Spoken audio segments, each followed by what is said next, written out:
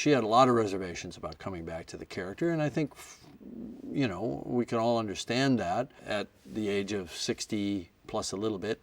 She didn't want to be negatively compared to how she looked, how fit she was, the impression that she made back in 1991. But on the other hand, and what I told her, reminded her, because she knew it, was that people loved this character. They loved your character. They loved you in 1991, and there's been a lot of, sort of attempts to emulate what you did, never as successful in my mind.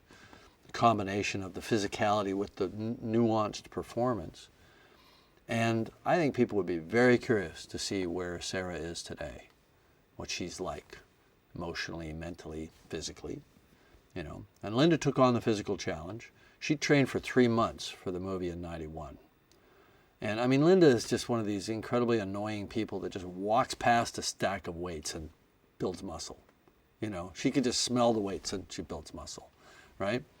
Now, cut to 25 years later, it's a little more work.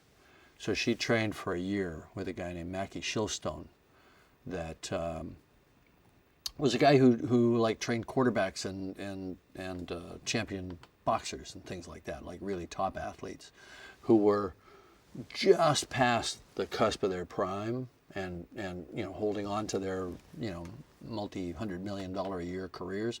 So he really knew the mechanics of the body as it ages, and he just got her into the peak condition that she manifests in the film. It took a year, In fact, actually, the film was slightly delayed, so Linda had peaked and she was like, "Let's start shooting. I look great."